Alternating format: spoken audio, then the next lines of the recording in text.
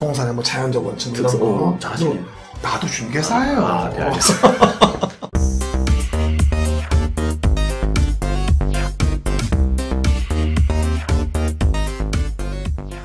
안녕하세요. 안녕하세요. 우리 메가랜드에서 땅땅 메가 공법과 학교를 담당하는 땅땅 메가 공학입니다. 공학입니다. 땅땅 메가. 땅땅 메가 공학. 땅땅 메가 공학의 이상고은 이종호입니다.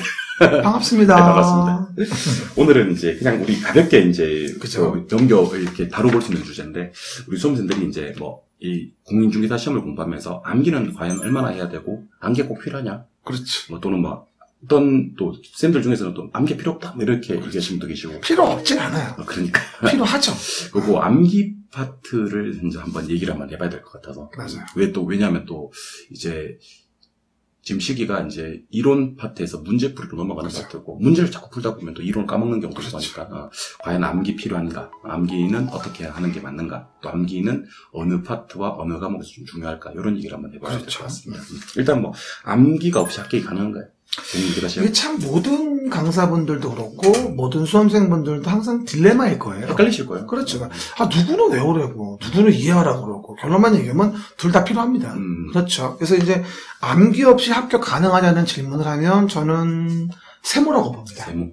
뭐 아주 X도 아니고 아주 O도 아니고. 왜냐면은 부동산 공법만 보더라도 6가지 법이 있잖아요. 근데 그 중에서도 암기가 큰 위치를 차지하는 법이 있고, 암기보다는 흐름과 이해를 알고 나서 암기하는 게 중요한 게 있는 거죠. 이 말씀이 정확한 게, 이렇게 뭐 암기가 필요 없다, 암기가 필요하다 이런 개념으로 접근하시면 안 될 것 같고. 그렇죠. 양보다 순 없어요. 선후 관계죠. 그렇죠. 이게 이해를 하고 암기를 해야 되는 건지, 아니면 그렇지. 이제 암기를 하고 나서 어느 정도 나중에 이해를 해야 되는 건지. 또 우리 수험생 스타일이 좀 그렇죠. 다를 수 있거든요. 어떤 분들은 때려 죽여도 자기는 이해를 해야 되는 거예요. 암기를 하면 싫어하는 거부감부터 그렇죠. 들으시는 분도 계시고, 어떤 분들은 일단 뭐 암기도 좀 해놓고 그 다음에 좀 큰 줄기를 갖다가 어느 정도 암기를 해놓고 이해를 또 하시는 분도 계시니까, 스타일이 차이일 수도 있고, 그 다음에 과목의 또 어떤 차이일 수도 있고, 뭐 그럴 수도 있다. 그런 거죠. 그러니까 예를 들어서 뭐 영어 공부 같은 걸 한다 그러면은 사실 이거는 이해하고 하려고 그러면 못해요. 그렇지. 그건 그냥 외우는 거예요, 결론적으로. 그러니까 습관이니까, 언어라는 거는. 그러니까 만약에 우리가 공부하는 중개사 공부도 습관적으로 당연시 외워야 되는 건 외울 수밖에 없는 거예요. 그렇죠. 하지만 이게 왜 그런지 알아야 되고, 당위성을 알아야 되는 부분이 있다면, 그 부분은 이해를 먼저 해야 되겠죠. 하물며 이제 뭐 수학능력 수업의 수학 같은 경우도, 그렇죠. 수학은 철저하게 이해 아닙니까? 그렇죠. 하지만 필수 공식들은 그렇죠. 외워야 되는 당연히 암기를 해야 되는 거죠. 근해 공식은 모르고 2차 방정식을 풀 수는 없는 그렇죠. 거니까. 예. 그러니까 그럼 구동이 안 되지. 예, 그렇죠. 그러니까 일단 기본적으로 이해를 하는 바탕 위에 기본적으로 또 거기서 필수적인 공식들을 암기를 하는 그런 어떤 완성. 그러니까 완성이라는 건, 우리 합격이라는 건 뭐 이해, 암기 이걸 가지고 하는 게 아니고 그게 하나의 한 과정 속에 다, 그렇죠. 프로세스에 다 포함되어 있지 않나 하는 생각을 하셔야 되지 않느냐. 그러니까 꼭 뭐 이건 뭐 무슨 과목은 암기가 다, 무슨 과목은 이게 아니에요. 그렇죠? 다 유기적으로 융합되어 있는 거죠. 그리고 오늘 저희 땅땅 메가 공학이 정해드릴 테니까, 일단 암기가 필요하죠, 그죠? 필요하죠. 암기가 왜 필요한지를 좀 먼저 얘기를 좀 해주셔야 될 것 같은데. 일단은 암기를 안 하면 문제 푸는 속도가 안 나요. 속도. 그렇죠. 그러니까 당연히 내가 이걸 이해를 해야 하는 부분이라고 하더라도 이해를 하고 나서 이거를 1분이라는 시간 내에 후딱후딱 풀어야 되는데, 그거를 그때그때마다 문제 풀면서 이해하면서 보려고 그러면은 시간이 오래 걸리는 거죠. 그렇죠. 그러니까 순발력이 떨어지면 이거는 점수가 안 나와요. 맞아요. 저도 이제 이해만 고집하시는 분들한테 항상 해주는 말이 있어요. 그렇죠. 이해만 하다가 이해가 다 간다. 그렇죠. 2022년이 그렇게 될 수가 있다. 그렇지. 그러면 안 되죠. 그러니까 이해하다가 너무 이제 문제를 볼 때, 자, 이거 보자, 뭐였지 하다 보면 이제 과목별로 10문제씩 못 푸는 경우도 있고. 다 못 풀고, OMR 가서 체크도 못 하고, 부들부들 떨다가 집에 오는 거죠. 순발력이 반드시 이제 암기를 통해서 높아진다는 거. 두 번째는 아마 이렇게 부동산 공부에도 물론 있겠지만, 정말 단순 암기를 물어보는 문제. 그렇죠. 최소 10문제 이상은 과목별로, 아니면 5문제에서 10문제 정도는 정말 이거는 뭐, 암기만 딱 하면 바로. 10개쯤 맞는 거예요. 예. 학급 문제 10개, 12개? 이 정도는 이제 그냥, 보는 순간 메꿀 수 있게. 이걸 안 틀려야 돼. 그렇죠. 출제위원들이 출제를 할 때 항상 그 지침이 있단 말이에요. 그렇죠. 그러니까 요거는 30%야 돼. 참석자 전원에게 드리는 선물 같은, 우리 그 모델하우스 가면 그렇지. 각 티슈나 물티슈 같은. 그걸 버리면 안 된다고. 양문형 냉장고 아닙니다. 추첨을 통해서 드리는 상품이 아니라 참석자 전원에게 드리는 정말 단순 암기를 통해 풀 수 있는 문제들이 분명히 존재한다는 거. 그리고 분명한 사실이 또 뭐냐. 어떻게 공부를 했어도 풀 수 없는 문제가 있단 말이에요. 공법은 특히나. 그러니까 그거 맞추자고 막 넓혀가다 보면은 그냥 선물 주는 10개를 버리고 오는 거예요. 그러니까 이게 단순 암기를 맞출 수 있는 걸 맞추고 암기 그치. 플러스 이해라도 못 푸는 문제들이 있다는 걸 그치. 여러분들이 생각을 하셔야 되는 거죠. 그렇죠. 출제원들은 반드시 그걸 출제한다는 거. 60 이상 되면 되는데 왜 그런 고민하는지. 근데 저는 그렇게 생각해요. 이게 그런 걸 우리 수험생들 중에서 공부를 갖다 너무 많이 해서 맞추는 사람들이 있기 때문에 또 내는 것 같거든요. 근데 자꾸 제발 너무 어려운 거 맞추지 마세요. 자꾸 맞추니까 되는 거야. 자꾸 맞추니까. 그러니까 너무 어려운 것들은 그냥 틀려주는 것도 앞으로 그렇죠. 더 높은 난이도를 이렇게 방지하는 또 센스, 감각이 아닌가. 그리고 공법 같은 경우도 보면 40개 중 10개를 안 풀잖아요. 시간이 남아요. 남지. 그 시간을 중개사에 주면 되거든. 그리고 근데 공법 중에서 맞출 수 있는 문제를 좀 더 꼼꼼하게 정확히 보고. 그리고 중개사 부분을 더 5분을 주게 되면은 중개사에서 2-3개는 더 맞출 수 있어요. 그럼 당연히 점수가 올라가게 될 거고 합격률도 올라가겠죠. 이게 맞는 거거든. 그러니까 공법에다가 너무 많은 시간 투자하지 말고 제가 이제 하라는 거 위주로 빈출 부분 보시면 거의 대부분 다 됩니다. 암기의 치명적인 단점인 거죠. 암기의 단점은 또 거꾸로 반대로 본다면, 그러니까 동전의 앞뒤면 같은 건데, 이게 암기를 무조건 하려고 애를 쓰게 되면 암기 틀에 갇혀요. 그리고 암기 틀에 갇혀서 외운 거 내 해결하려고 하고, 이게 왜 됐는지 연결을 못 시키는 거예요. 커넥티드가 안 되는 거죠. 그러니까 암기를 하되 관련성을 이해하고 외워져야 되고, 그리고 암기한 상태에서 닫지 말고 열어놔야 돼요. 그래야지 이게 활용이 되거든요. 응용력이 떨어진다는 거죠. 그렇죠, 그렇죠. 활용력이 떨어진다. 그렇죠. 그리고 이런 경우도 있어요. 이게 암기, 지문이 5개지 않습니까? 5개인데, 암기한 게 3개가 나왔어요. 그럼 사실은 이제 2개 중에서 하나를 선택하면 되는 건데, 당황하기 판단을 못하는 거예요. 당황하기 시작. 판단을 못하는 거예요. 그러니까 자기 암기했던 것만 나오면 마음이 평온한데, 그렇지. 암기하지 않았던 부분이 나오면 그때부터 손이 부들부들 떨리면서. 그러니까 이 3개가 어떤 취지로 맞았는지를 알면 그러니까요. 나머지 2개 남은 거에서 비슷한 취지 있는 거는 같은 욕을 묶어버리고 하나가 답이 되는 건데 이게 안 되는 거야. 이걸 다른 말로 하면 국어가 안 되는 거죠. 독해가 안 되는 거예요. 그렇죠? 그러니까 응용력이 떨어진다. 암기 단점은 뒤집어 얘기하면 국어의 해독 독해 능력이 떨어지는 거예요. 이게 안 되기 때문에 점수가 안 나와요. 내가 그런 말 소반도 했어요. 내가 개론 점수 안 나오시는 분들이 대부분 이런 분들이에요. 그러니까 응용을 못하는 거죠. 그냥 외워서 하려고 하는 거야. 솔직히 개론 같은 게 외우는 부분 파트도 있지만 전반적으로 왜 그런지를 당위성을 이해하고 연계를 시켜서 푸는 문제가 상당히 많거든요. 맞습니다. 그래서 개론을 잘 하시는 분들이 법도 잘해요. 일반적으로. 그건 이해하셔야 돼요. 두 번째 암기의 단점은 까먹는다는 거죠. 그죠? 네, 계속 까먹죠. 근데 요거는 뭐 그렇게 생각합니다. 이게 뭐 물론 이제 우리 뭐 상무쌤도 공부를 오랫동안 많이 해오신 분이긴 하지만 뭐 우리 사법고시에 그런 얘기가 있대요. 이제 밑 빠진 독에 물 붓기라고 얘기를 하거든요. 밑 빠진 독에 물을 부어서 밑 빠진 독에 물을 부었을 때 물이 찰랑하고 한번 넘치는 순간은 아마도 빠지는 물의 양보다는 붓는 양을 더 많이 하는 거죠. 겁나 빨리 부어야죠. 예. 그러니까 반복이죠, 반복. 그러니까 암기 까먹는데 좀 지쳐버리는 분들이 계시지 않나라는 생각이 좀 그러니까 빠지는 것보다 더 집어넣어야 되는 맞아요. 거예요. 그러니까 까먹기 전에 보고 또 보고를 한다면 맞아요. 그게 남는 거예요. 반복의 의미죠. 그렇죠.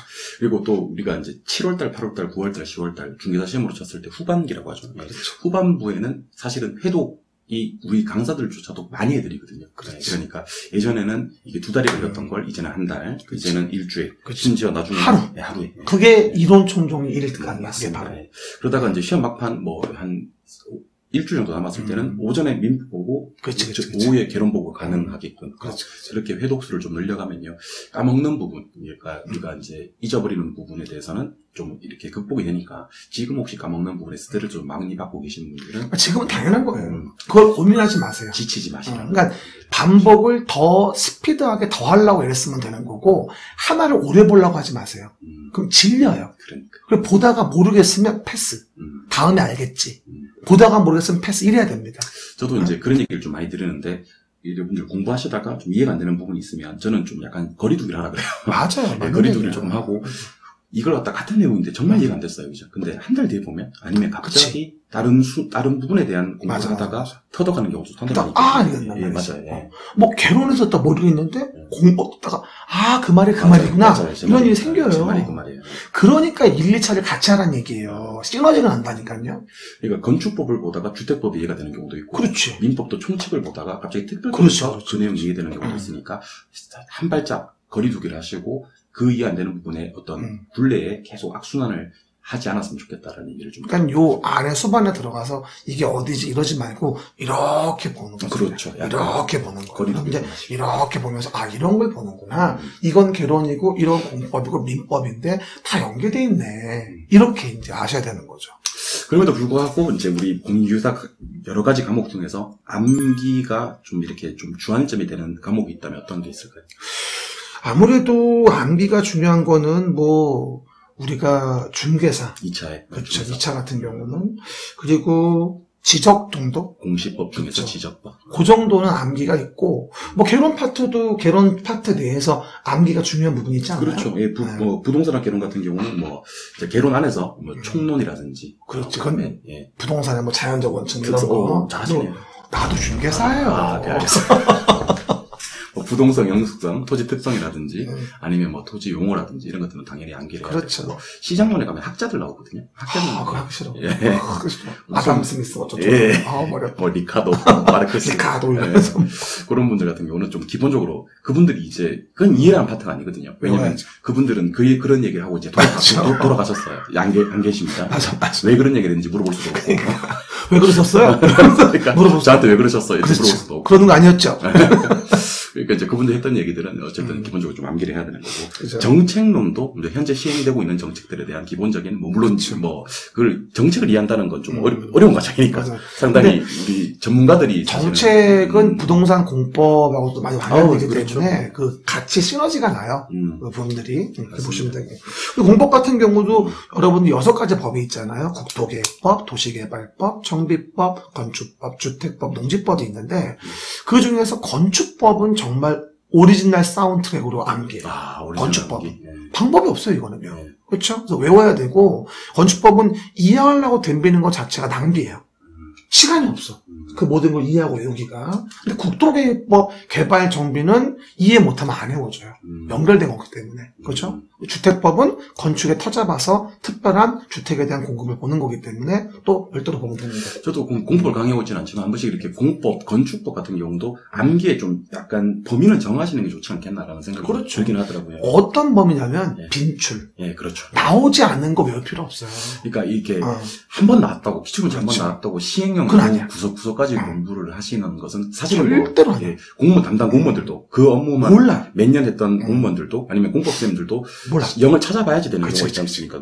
그런 경우까지 우리 수험생들이 이게 한 과목만 공부해야 되는 상황이 아닌데 건축법이 아무리 이제 암기를 해야 된다 하더라도 범위를 좀 정해서 빈출이 되었던 부분 정도까지만. 그러니까 말 나온 김에 얘기를 드리면 이게 이제 수험생분들이 왜 그 10회 문제, 40문제, 11회 문제, 장판제 40문제 이게 회차별로 나와 있는 문제집이 나오는 것들이 생길 거예요 아마. 근데 그런 게 있을 때 정말 31년 동안 한 번밖에 안 나온 거? 라는 부분에 기출이 있어요. 예를 들어서 21회 때.